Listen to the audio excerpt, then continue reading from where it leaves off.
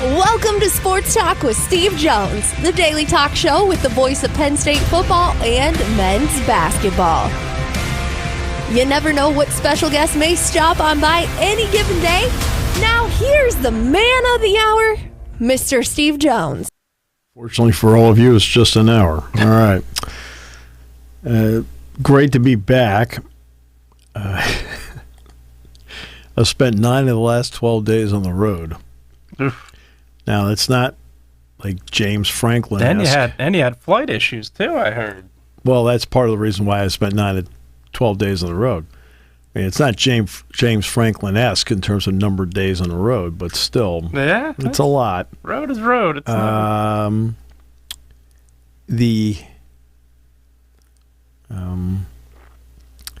It's so Michigan State game is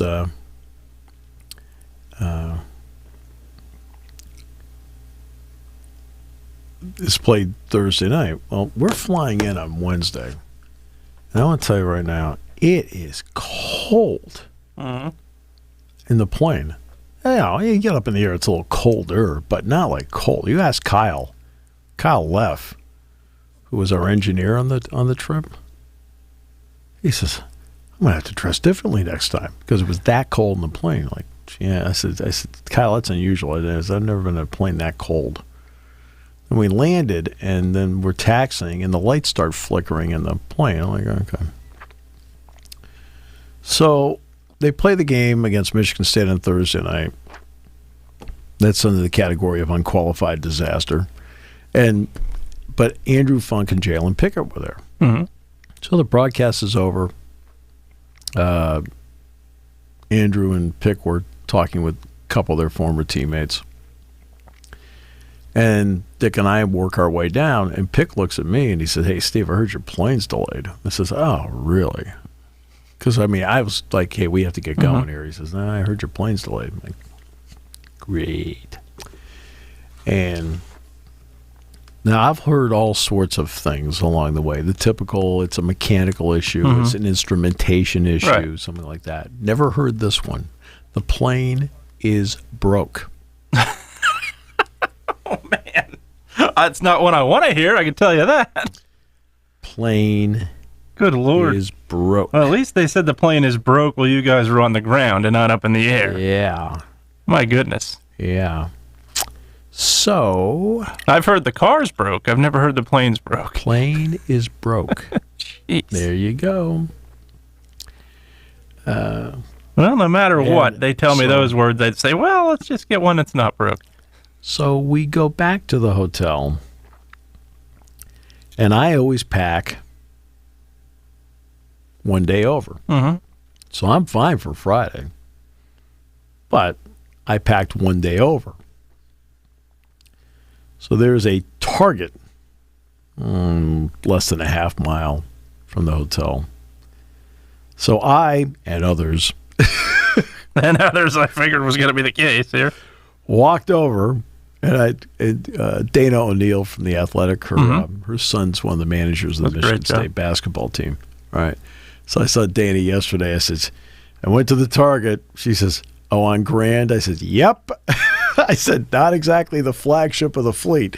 Not what you call a lot of selection, but enough to get through the weekend. It didn't come out looking like Clark Griswold and European Vacation after they did their shopping. No, I almost bought a couple of T-shirts instead of, I'll just wear a sweatshirt over this. We'll be fine. But I got a couple of golf shirts. I'm like, all right, this will get me through. Yeah, no doubt.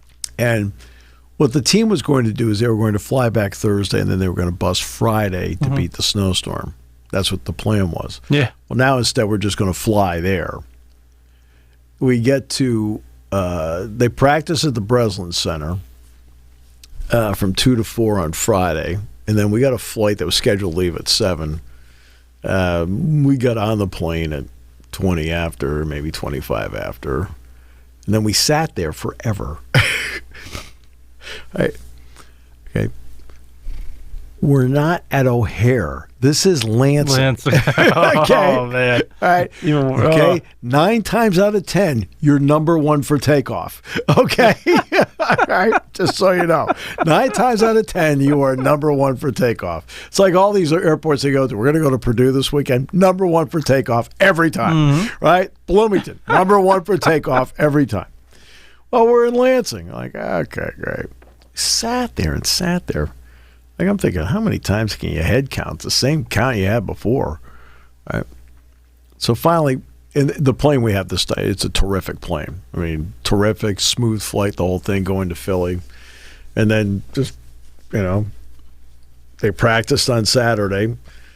Dick picked up Chelsea and I, and we went to Joe's Steaks, which got some run in the pregame show.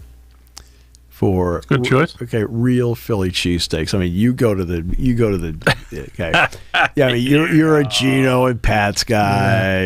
It's like the only thing I would say about the tourist attractions. And look, pal, not a chance. No cheese whiz. Not a chance. No cheese whiz. Well, it doesn't help that I don't like cheese. That's a big problem to begin with. But in terms of the only thing that the two of those have going for them to me, and you're absolutely right, it's a tourist. And when you grow up in Pennsylvania, you don't rate them 1 or 2. It's just the way it is. And nothing against them. We went to Joe's Steaks, okay? Yeah. The one thing they have going for them, Pat's and Gino's, they're open 24 hours. That's the one thing they have going for them. A lot of places aren't nowadays. They still have that going for them. But you're right. 100% agree with you. Joe's Steaks. All right. Yeah. Simple as phenomenal. That. I mean, Yep, I know. Yep. Phenomenal place. I'm telling you, you gotta, you're Philadelphia's got some. Look, you're a tourist attraction guy. I got it. All right. Then they played the game yesterday. So let's get to the game yesterday.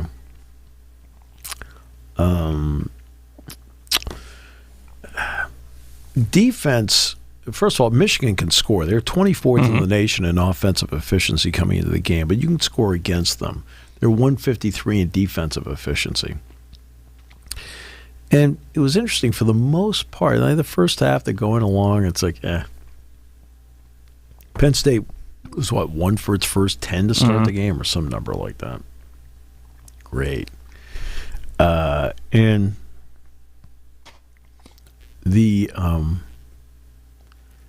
and they fall behind by 10.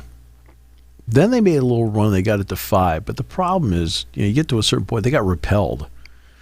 And then they got it to 12 or whatever. They got it to 14. So they get to 14. And then they close the half down 10. But you know what? We saw the last 3.5 minutes of the first half. Penn State played really good defense. In fact, let's say the last 4 minutes of the first half. The last 4 minutes of the first half, Michigan did not get a basket. Like, okay. So they were doing enough defensively to keep themselves in the game.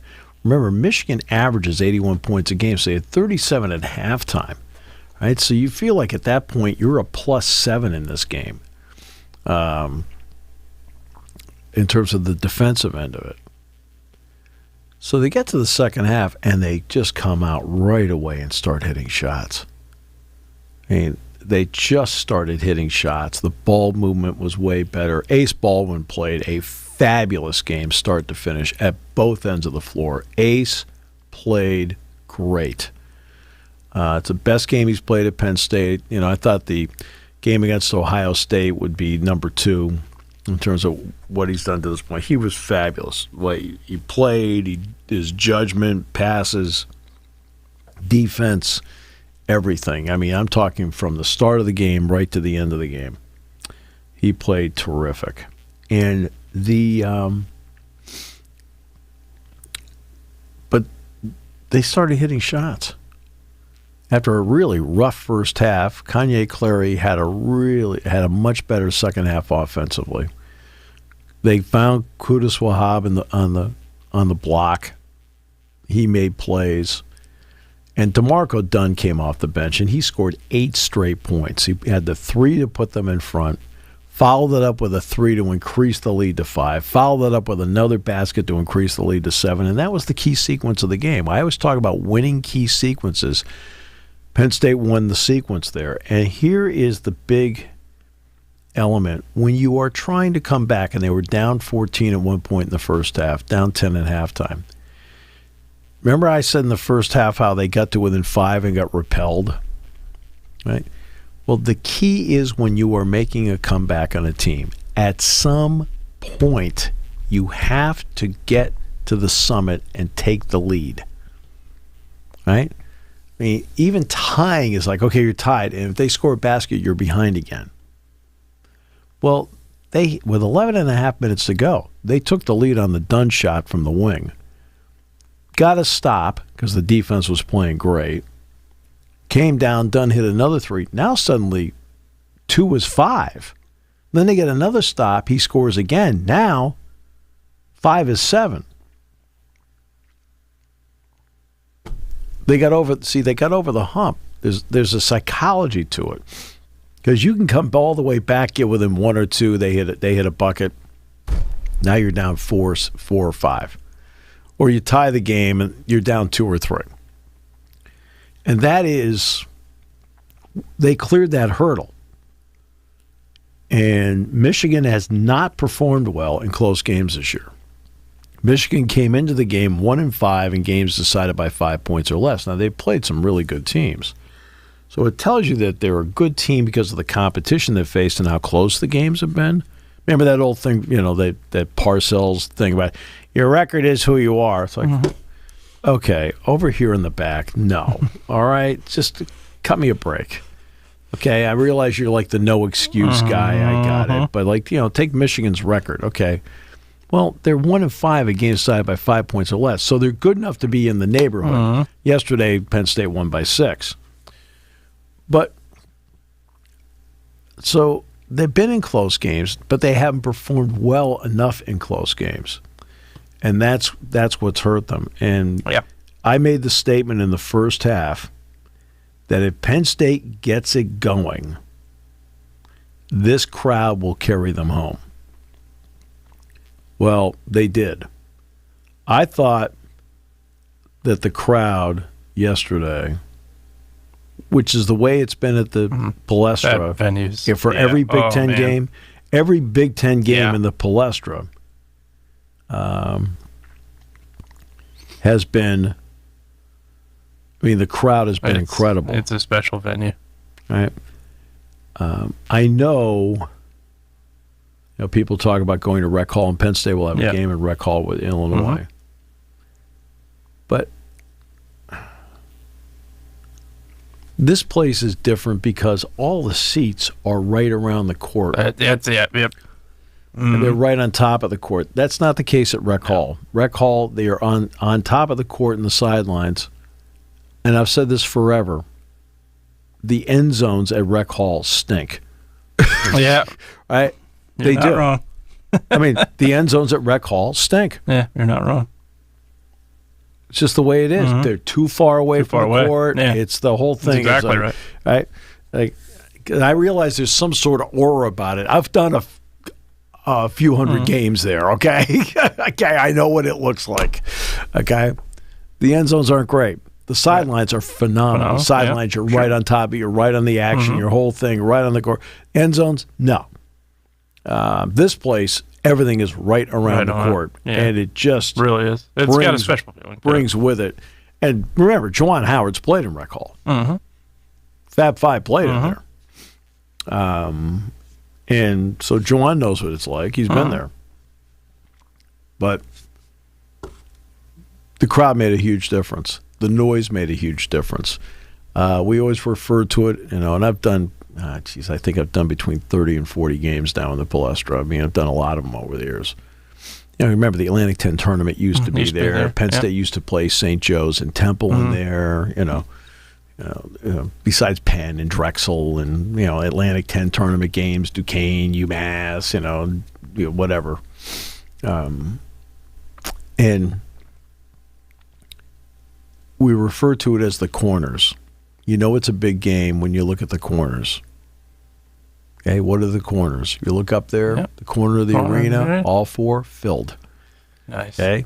When you've got corners that are filled, you've got a crowd. And they were filled yesterday, and the noise was tremendous in the building. It made a big difference. They carried these kids home. They felt like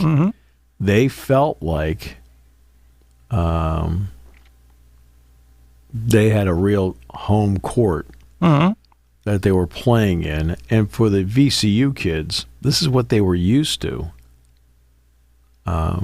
when they played at VCU. Yeah. And the odd thing is Penn State won this game, and it was not a well-officiated game. No, it wasn't. It just was not. Definitely was not. And you're like, I didn't say too much about it. Dick and I didn't say too much about it. We were a little confused about a couple things that were or weren't called. And, like, okay. Mike and I did talk about it last night after we got back. But, jeez. It was a little odd at times. Now, I will give Juwan Howard credit. Juwan's had a rocky time, and he's had a rocky year. But yesterday, he told this team before the game, he says, today, Phil's coaching this team. And he did that because of the Palestra thing. That was classy. Absolutely. It was classy. There are people that are questioning it. Don't, please. Okay. It's okay. Yeah. All right? You don't have to question everything in the face of the year. Sometimes things are exactly the way they seem. He just wanted the opportunity. It wasn't like Juwan didn't get up and he was talking to the officials at times. But Phil ran the show, and it's because he wanted him to have a special day in the building, a building where he's coached, who knows how many games he's coached there. I was kidding Phil before the game. I said, Phil, my goodness, I announced games in here when you were an assistant coach to Jim Boyle. He goes, oh, he says, you and I go back a long way. I said, yep, we do. It's also good. I know it was only brief yesterday. It was great to see Joe Lenardi yesterday. He got a hold of me on Saturday. He says, I got a game at 1 o'clock. I just want to come by and say hi to everybody. So I was able to get Joe a pass and get him in. So, it took me a little bit to find him. It's like, how could I miss him? But it was great to see, and we'll get Joe on later in the year. But, yeah. But it was a terrific game. Played well. Defense, the last 24 minutes of defense was excellent. I give Michigan credit for extending the game the way they did at the end to give themselves at least some semblance of an opportunity. But you're talking about a team that averages 82 points a game. They scored 73. As I said, Michigan will give up points. And Penn State scored 79. They're averaging 76 a game. The playoffs in the NFL are coming up. And the Eagles will play Monday night. They will play Tampa Bay. Because Tampa Bay is a division champion. They get a home game out of it. The Steelers get Buffalo. And so let's just at least get to the wild card round. So Saturday's games will be Cleveland going to Houston to play the Texans at NRG. That's the NBC game at 4:30 on Saturday. The Dolphins and Chiefs game will be at Arrowhead on Peacock. I'm not surprised it's an 8 p.m. game. I am stunned that is the game they chose for Peacock. I thought they were going to put the Browns in Texas. So did Peacock. I even said that was a given. I am stunned that they did that. I get the. Are you going to do it? Am I going to watch the game? Yeah. I'm sure I will, but I don't think the rest of the world will. I might not. It's not worth it to me to watch that game. I think it's going to be a good game. Yeah. But I don't feel like it's worth it to me to watch it. There's other things that people can watch. That's the That's the thing that I think so many people, and I get the need to push streaming right now. I do. I know what you paid for it. I understand that, but no offense, I don't get the need to push streaming. That's the only thing I get is how much you paid for it. If to me, the model of having it on both, yeah. Now that is the model you should be. Yeah, going but you're putting one of your marquee matchups of Wild Card Weekend on streaming. I don't think it's right. We have not advanced far enough for people to care enough about it. And you just described it right there. Because people can look at other things, especially on a Saturday night. They can go out and do something. They can find something on TV at 8 o'clock. They don't need to pay to see a streaming service. And that's the thing that I think these major organizations are not seeing. They're looking at what they paid for it. I understand that. They're looking at how much they have to push it because of how much they paid for it. I get that, but I'm sorry. The goal is to get advertisers. I want as many people as possible to watch it. I don't want to pigeonhole people. I don't know, and that's they're going down the wrong hole. That's the point. I agree. And that's completely. Browns and Texans, I would have fully understood. The other thing I don't understand is putting the 8 o'clock game on. You put maybe the 1 o'clock Sunday game, maybe the 4:30 Saturday game. What are you putting a primetime game on in Peacock for? Right. I'm missing it entirely. I get the desire to put it on Peacock only. That's fine. But I just don't understand the time of it. I don't understand the matchup you put on it. And that's concerning for me. Because streaming, as we've said 20 times now, is not advanced to where it needs to be. And because people have other options and they're not paying for it. Words you thought you'd never hear. Mason Rudolph and the Steelers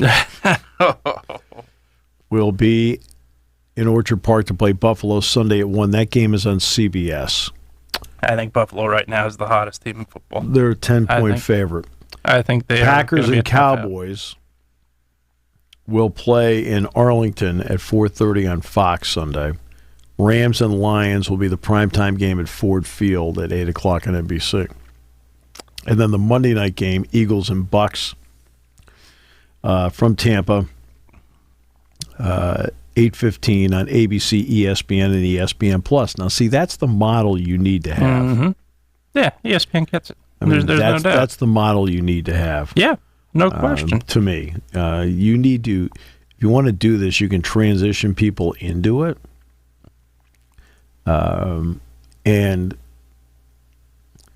making what they're doing with the Chiefs and Dolphins, which is that's actually one of the best matchups of the weekend. Without a doubt. Tyreek Hill back at Arrowhead. Right. That's absolutely a great matchup. Right. It's a great matchup, and they're going to force people to pay extra money to watch it. I don't get it. I don't quite. No, and I know. You like I said, you put the Browns and Texans in that spot, you're going to tick off a lot of Browns and Texans fans, but you're so guttural. Well, Cleveland's got a good following fan base, especially when they're winning. Guttural. You just you throw words out there, correct yourself. What are you doing? Well, I almost said a word that would have been a no-no. Oh. But I think to me, I don't get it. I don't get having that matchup, which is one of your best matchups of Wild Card Weekend, if not the best matchup on Peacock. I don't get it. And basically, really one of your marquee players, too. You know, let's be honest. Mahomes and Kelsey both are two of your marquee players. Yeah. You're not going to get the chance on national TV to see Taylor Swift 20 times? That's another part of it. You literally are taking all of this and putting on streaming. You sound like a lurker. That did sound bad, but that's the other part. That's the other. So far, this segment, you have not shined. No, that's all right.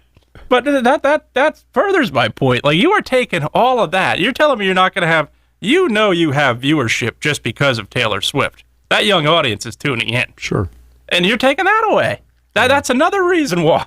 It does not make sense at all to have that game on Peacock. I have no idea what they're thinking. All right. Yeah. But in terms of Wild Card Weekend, there are a lot of intriguing matchups. I think that being one.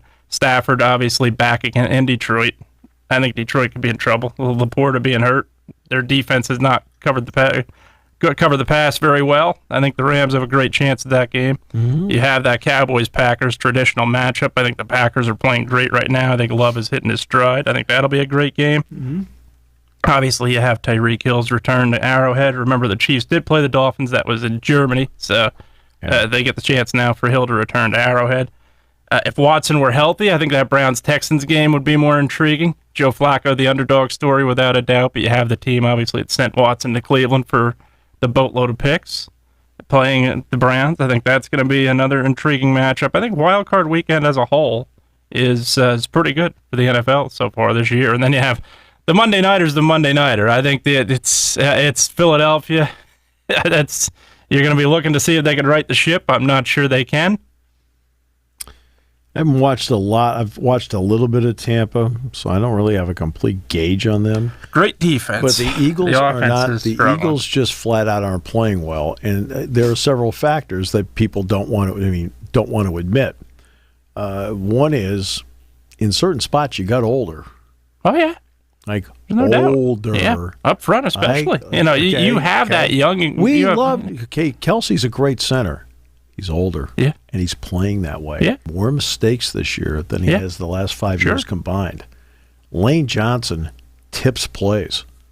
Yeah. He tips plays because he's older and he knows he can't get to spots like he used to. He's tipping run plays versus pass plays. Right? Jalen Hurts, this is the Jalen Hurts that we saw. I mean, he has ups and downs because his entire collegiate career was filled with ups and downs. Sure. What do you think? Last year was like, here we go? I'm like, no, it's like he still is who he is. He is a very good, no question, very good NFL quarterback. But he's not a great NFL quarterback. Not yet. He is very good, who, by the way, was the best player in the field in the Super Bowl. He was the best player in the field in the Super Bowl. But still had this. Still, even on the day where he was the best player on the field, he had his ups and downs. He made the biggest mistake of the game. He did not get stripped of the ball. He dropped it. Yeah, he dropped it without being hit. He dropped it and then turned it into a touchdown. Brown was terrific the first 2/3 of the season. Has been a no-show the last third. Devontae Smith's has been good, but he's out of the lineup. Yeah. Goddard I like a lot. Yeah. Swift has played great. Swift is not being used enough. I think that's part of the problem with that team. Defensively, Cox has been banged up. The linebackers are average at best. Leonard is your best linebacker, and he's been there 3 weeks or 4 weeks or whatever it is. And the secondary, the problem too. I've never been a Slay guy. I've always been like, big mouth, no production. Bradbury he led the league in touchdowns surrendered by a corner. He's overrated. And then there's the guys up front. Reddick is phenomenal. Yeah. Sweat's good too. I think Reddick and Sweat's good, no question. Cox is older, so you spot him more, right? Yep. The two kids from Georgia, I'm sorry, I don't care how hepped up you get about it. Jordan Davis, he's lost weight. Davis especially. He's still out of shape. Davis especially. He is out of shape. He can only go so many plays. Right. And now he's at the end of the season, and he's tired because he's out of shape. I'm talking about football game in and game out shape. I'm not talking about it for the average human being. And Carter's a front runner. Okay. Carter at least has given them a spot or two this year where it gives you hope. That was a long time ago. Yeah, it has. And Davis hasn't. Carter hasn't done anything for not in the last 6 couple weeks. Games. No. Done anything for 6 weeks. Yeah, it's been a while. Runner. And Davis, you're right. And the best player on the team is Elliott. Oh, there's no doubt. Yeah, absolutely. Yeah, absolutely. He doesn't get the credit he deserves. You go back to that game against Buffalo. He is the team MVP. Yeah. Game against Buffalo, Hurts willed them to victory. That nothing ends in victory without Elliott hitting a 59-yard field goal in the pouring rain. That's right. That to me was one of the biggest plays of the game. He's absolutely been great. But yeah, I agree with you. I think up front, a lot of guys, Brandon Graham, another one. I think a lot of guys are aging. That's this team is definitely not where it once was. And whether Nick Sirianni wants to say it or not, whether A.J. Brown wants to say it or not, there's problems off the field with this team. It's very clear as day, and they've not figured it out. I'd have to be around them to know. So would I. I think it's pretty clear, though. I don't think you suddenly lose your way. Now, you get exposed. I don't think they suddenly lost their way. Well, I think they got exposed a little bit. What did I say when they were 10-1? Mm-hmm. I said, "quote This is an 8-3 team masquerading as a 10-1 team." But they're not playing like an 8-3 team right now either. No, though they're playing like a 3-8 team, and that's my concern with this team. I think, to me, it's not as, I wouldn't go as far as say they lost their way, but there's something there that is not being shown in the field. There's a couple things that are missing. There's a lot of things that are missing. There's something that's not being shown in the field, and I don't know what it is. Again, like you said, we're not there, so I have no idea, but there's got to be something right now that has completely thrown the chemistry of this team off, because that's the one thing this team did have to an extent through the first 11 weeks that they don't have anymore. And whether that's coaching, whether that was the change to Matt Patricia, whether that is a player disagreeing with another player, I have no idea what it is. There's something that they have not figured out somewhere on this team. And well, here's the problem. They've got a week to figure it out. There are some people that, let's be honest with you, it's not a question like the players themselves haven't figured it out. It's not. Yeah, that's what I mean. Somebody somewhere, whether it's coach, whether it's a player, whether it's somebody. The players there's certain things have not figured it out. And you got Tampa. They struggle to score. Yeah, but they're an excellent defensive team. Absolutely, and they'll bring you those same packages the Giants brought yesterday. That pressure package. Absolutely. They played the Cardinals and the Giants the last 2 games and lost. Wow. Yeah. The Giants not just lost yesterday; they got thumped. Well, I mean, Arizona had the ball 39 minutes against them. Second half, especially, dominated. All those people, like last year, Jonathan Gannon. I mean, the coach that just beat him. Yeah, the coach just beat him. The coach they're missing right now, because neither defensive coordinator that stepped in this year is anything near the level of Jonathan Gannon. Very impressive.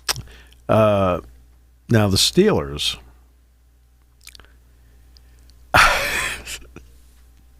They're doing it. Okay. They got the Christmas miracle in Rudolph. I have to give credit where credit's due. I have no idea in the face of the earth how this group is 10-7. I don't either. I mean, none. I'm probably not going to have T.J. Watt either. So I have no idea. Yeah, Watt's going to be. That'll be interesting as to how that plays out. But that is a weird team. Yeah. And Rudolph, in the pouring rain, did he miss 2 passes? How many he missed? Not many. I think it was 3 total. He was like 18 or 21. Yeah.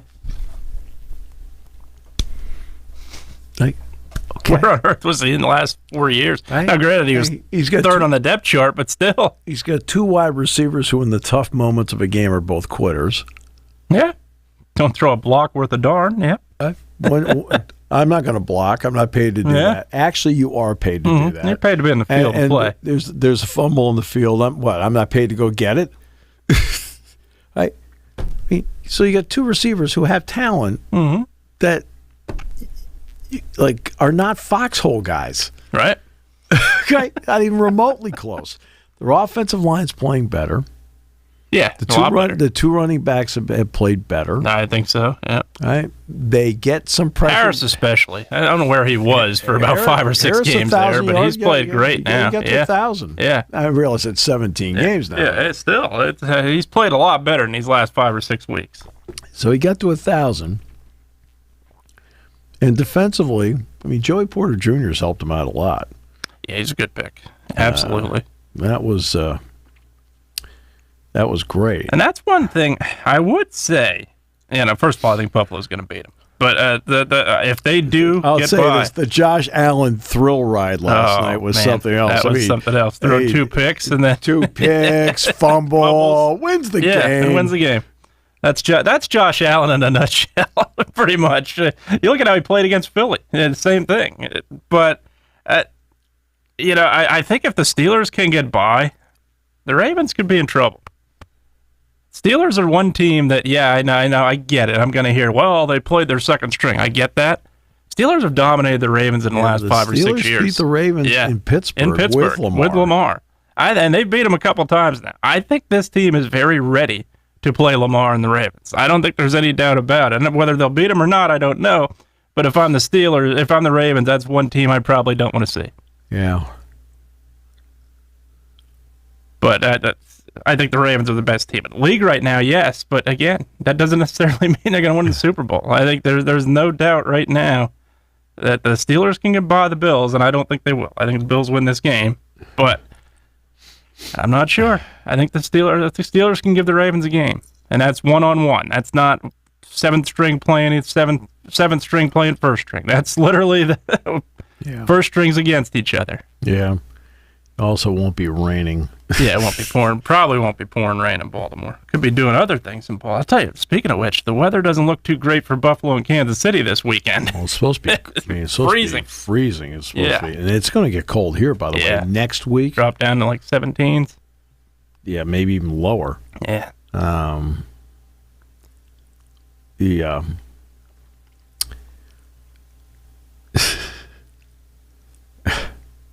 Somebody said that, I guess somebody made a Taylor Swift joke at the Golden Globes last night. And she was mad about it. And my point is, was anybody watching the Golden Globes? Okay. I was not on that list. I can tell you that. I didn't watch it. I watched football all day. Well, I watched the Plestra game, and then I watched football the rest of the day. So. What the heck do I want to watch? I would watch people congratulate each other. I work with the best people. That's great. Congratulations. I work with you. I know. That alone deserves more than a Golden Globe. That deserves pretty much every award he can get. I think what the Survivor Award is. That's what I mean. Putting up with it. Yeah, absolutely. Wow. So, and then Washington and Michigan tonight. Mm-hmm. I really have found it amazing as people have tried to make this as normal an experience as possible for a national championship. Mm-hmm. The bottom line is quite simple. What Michigan did to get to this point and to turn the entire program around, which coincides with Connor Stallions being on that, either volunteering or then officially being on the staff, I'm sorry, the coincidence is too great. Mm-hmm. Agreed. It's too great. Ohio State had beaten them, 16 years in a row? Beat them quite a few times. Right. Penn State had beaten them 3 out of 4 years. Mm-hmm. Now suddenly, both teams are sitting there right? Suddenly I know the defense there got that good? Yeah. Really? Mm-hmm. I give them credit for the first half adjustments against Penn State. But beyond that, I think when you look at what they did against Penn State in that second half, didn't throw the ball. First of all, whether that's belief that your defense is that good, whatever it is, I don't think they adjusted well. They didn't throw the ball because in the first half, McCarthy got hurt. Oh, okay. Well, one of the sacks, he got hurt. That so explains it. They don't. Yeah. People don't realize. You know how many first downs they had in the game? They only had 15 first downs. Yeah, that was it. Yeah, and a lot of that Penn State actually had more first downs. A lot of that was in that second quarter when they made great adjustments in that second quarter. I give them the credit on that one without a doubt. But beyond that, the last times they have played Penn State and Ohio State, I agree with you. They've just not been the same team that suddenly they are now. I'm talking about. I'm going back starting in 2021. 2021. This is alleged to have happened. Mm-hmm. 2020, Michigan was embarrassing. 2020, they were bad. I know. I did. I remember that in Ann Arbor. Yeah, they were. Yeah. They were, and Penn State, I think, was that Penn State 0-5 going into that game? I want to say that might have been the first game they won. Yeah, and that was, it was, 2020 was a strange year. There's no doubt about that. But Michigan was not a good team at all that year. Ever since he had some association with them. Yeah. And he was brazen enough to show up at the national semifinal game in the Rose Bowl. He's there? Yeah. Now, he's there on his own dime, I'm sure. Right? But you have to be kidding me. And I'm sorry, you can't pass this off. You can't. You can't act like it's normal. It's not normal. We talk about the first part of it, the recruiting that happened during the course of COVID, that's the first accusation. How many players were on this team that they picked up during that period? Nobody ever talks about that. Nope. I agree. Nobody talks about that. And I realize that ESPN has, I'm not criticizing ESPN in any way, shape, or form here. Right. I mean, zero. Because they have to sit there and promote a game. They're gonna play the game. So they've got to do the game. That I get. I get it. But at the same time, leading in,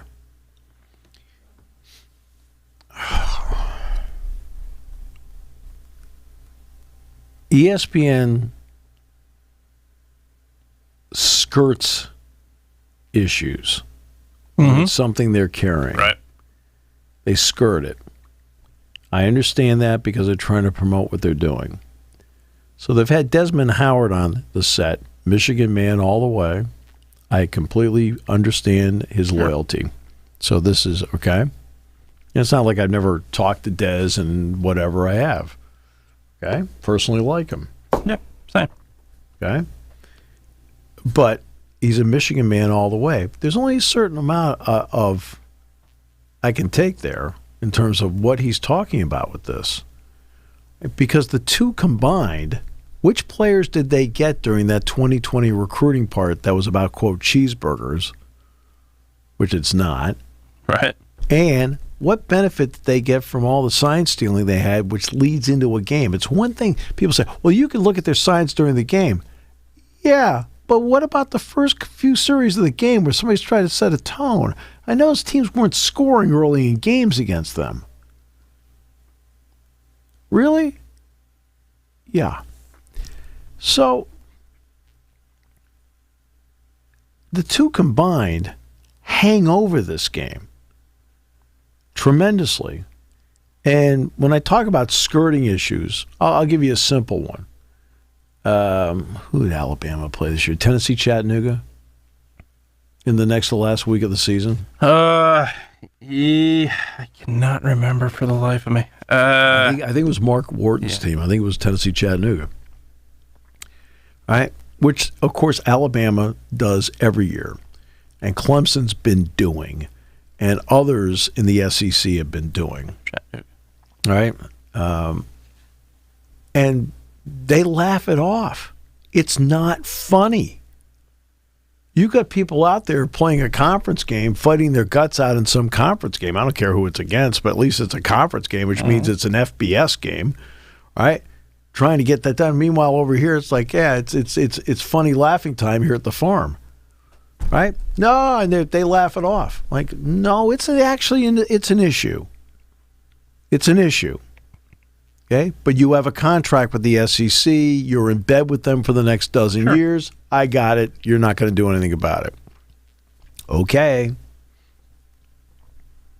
Now they're carrying this game after carrying the semifinal game. They've skirted it. Mm-hmm. And I'm sorry, it's a big issue. It's not a little issue. It's a big issue. There's no question it is.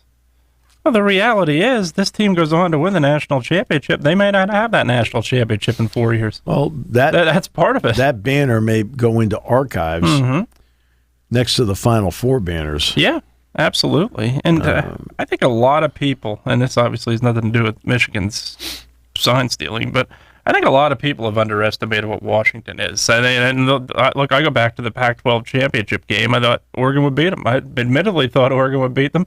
They came out there and laid it to Oregon early on and held on, obviously, at the end.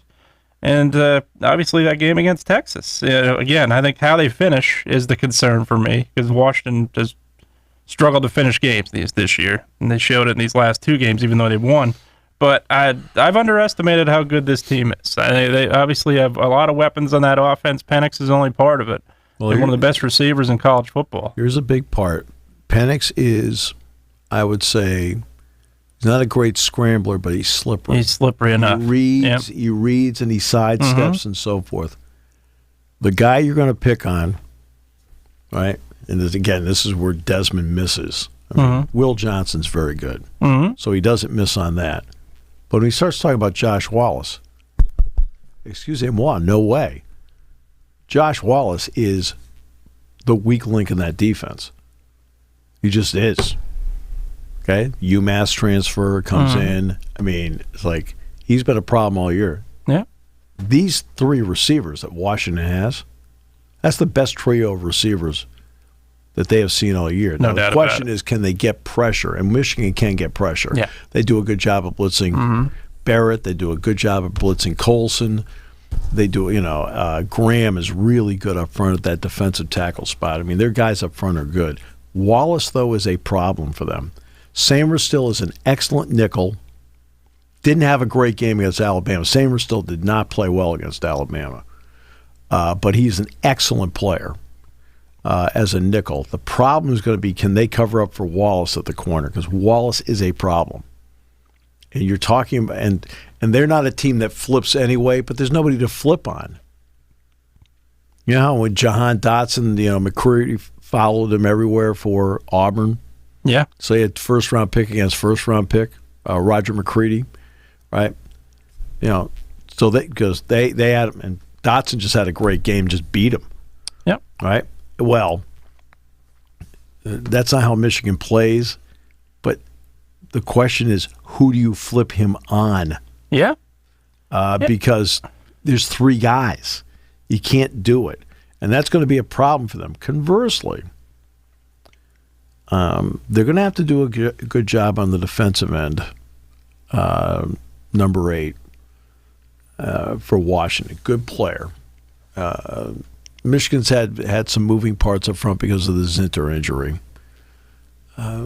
Washington's going to have to do a good job on leveling the tight end.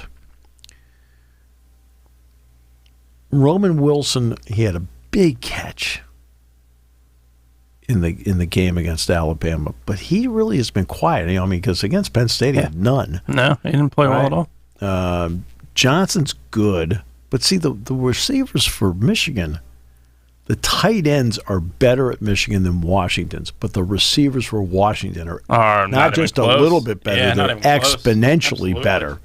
Right? Johnson is a terrific running back. We all know Corum is an excellent college running back. I know, I've said it 1,000 times, but in the NFL, he's going to be just another guy. Yeah. Okay? It's hard. How can that be? I'm wrong. It'd be Edwards plays. They play again. Yeah. Edwards is more fit for the NFL. He is more of an NFL fit than Corum is. Well, the other thing that a lot of times gets overlooked. But Corum is a good player. But you know how many 100-yard rushing games Corum had this year? 2. I was going to say, he had 1, I remember. 2. All he had 2. That's it. And people often, and NFL scouts will always scout size because for good reason. There are running backs. Barry Sanders obviously comes to mind before anybody. But Blake Corum didn't have the... Just saw his son play. Yeah, Blake Corum doesn't have the moves Barry Sanders has. As good as Corum is as a college running back, Barry Sanders is the best I've seen. Yeah. So I think when you look at size, that I think is an issue too. And that's because the NFL, obviously, it's just got bigger, it's got faster, it's got stronger. It is hard for these smaller guys to last a long career in the NFL. It really is. It just is. Right. Have some done it? Sure. But that's a big reason why I think Edwards is the more NFL ready out of these two. So because the regular season is now over, the Steelers next season will host the Ravens, the Bengals, the Browns, 3 givens. They're also going to host the Cowboys. That's always a good one. The Chiefs, the LA Chargers, the New York Giants, and the New York Jets. They go on the road, obviously, to Baltimore, Cincinnati, Cleveland. They then hit the road. Philly, then they play at Atlanta, at Denver, at Indianapolis, at Las Vegas, at Philadelphia, and at Landover to play Washington with a new coaching staff because Ron Rivera got fired today. So there you go. There's that one. So we know who they're playing next year. You, of course, are already calculating in your head the 49ers. And what they're going to do. I know they got the Cowboys because that was determined yesterday with the Cowboys winning the division. So they'll have Niners will play the Cowboys next year in San Francisco at Levi's. Because you play a first place schedule. Mm-hmm. Play Tampa Bay on the road. I mean, good news for the Eagles, you get to play a second place schedule. Because the first place schedule doesn't actually, that's not really your strong suit. Not too well. So, let's see. Carolina fired their general manager. Yeah. Falcons fired Arthur Smith, head to. coach. Yeah, no, absolutely. Had to. Ron Rivera got fired. And, yeah. I think this could finally be the opportunity that Eric Bieniemy gets. I think there's a good chance one of these teams is probably. I think Atlanta's one big one. Atlanta's a good possibility. Yeah, I think a very good possibility. I think Atlanta will chase. Will probably go after him, and without a doubt. And we'll see. Obviously, we'll see the elephant in the room. We'll see what happens with Bill Belichick. I think obviously he's not going to be in New England. I don't think, at least, and we'll see if he ends up somewhere else. Well, it depends with Belichick. They go to a meeting. Belichick, his father always gave him advice. He told him, he says, look, in the end, there's somebody else in charge above you. Mm-hmm. Well, if they go into a meeting, they say, look, we want somebody else to handle personnel. We want you to coach. Yeah. And he says yes to that. I think he stays. I think it's a good chance. I'm saying that if that comes out and he agrees to it, right? I was going to say, does he agree to it is the question. I think that's the part that I'm not sure he's going to do. I think he's at this point now, he's 71. Does he want to go through that personnel change of his own? And then that I think becomes... Well, again, he lives there. Yeah, absolutely. He's got a place in Nantucket. Yeah. There's a lot of things that come into play here when or does he feel like he needs another challenge and wants to go someplace else? That's the other part of it. Yeah, that's the other part of it. And what is his relationship at this point with Kraft? Who knows? That's the other part of it. Who knows? And there are a lot of people that will say, "Oh, I'm sure." I'm telling you, they're not getting along. How do you know? Getting along? How do you know this? Like, come on. And there's also times when people don't get along on the field, but they get along just fine off the field. I think there was obviously tension between Brady and Belichick. Do we know it? No, but I think it was there. And Brady ultimately leaves New England. Now I think Belichick and Brady are fine. I think there's Brady, that competitive ego gets in your way sometimes. Right. But Brady left when he was, 42? Mm-hmm. Yeah, it was there for 20 years. I mean, how many franchises sit there and go, we need to keep the 42-year-old quarterback on a max contract deal, which he was going to get. Nobody needs I'm sorry. You sit there. No. Like, he's 42. If you're sitting in the room like, this doesn't make any sense. No, and the other part of it, obviously, did Jimmy Garoppolo pan out anywhere? Probably not. But, they traded away a guy that I think to me jumped up and down like a 5-year-old when got Jimmy Garoppolo. Come on. Well, look at the other options. Look at the other options in San Francisco that weren't Jimmy Garoppolo. Of course I was jumping up and down. He's a Niner. For what they got him for, absolutely. But I think the other part of it is... I'm kidding you. I think I might have, though. They didn't give up much for him. Didn't give up much for him. They gave up a second-round pick. And that was also a year where there wasn't too many quarterbacks in the draft. But I think a lot of teams will not do that. You're not going to give up the guy you drafted in the first, second, or third round as your future. It doesn't matter who's under center, if it's a Hall of Famer or not. Yeah. There's a lot of times teams are going to say, hey, we drafted this guy for a reason. It's time for us to move on and take that chance. Right. And they didn't do that with Brady. They traded Garoppolo. They opted to keep Brady, and he wins 2 Super Bowls with it. That's fine. That happens. That doesn't always happen that way. And I think, obviously, they did a lot of stuff to appease Tom Brady. There's no doubt about that. So whatever happened at the end, happened at the end. But the Patriots certainly put forth the effort to make Tom Brady happy. For anybody that disagrees with that, I would personally say, in my opinion, you're wrong.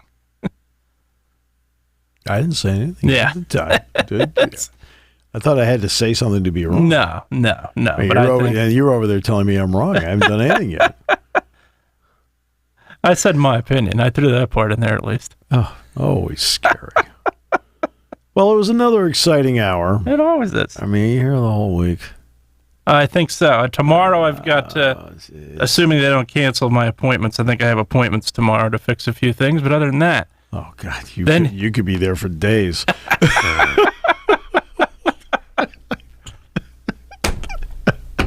That's but other than tomorrow, I think you're stuck with me. You could be there for you could be there for days. If I'm there for the rest of the week, but we'll see. But yeah, no. We're still fixing things. What is fixable? I feel like I'm talking to the $6 million man. What was the beginning of it where they said, he says, we can fix him. We can fix him. Yeah.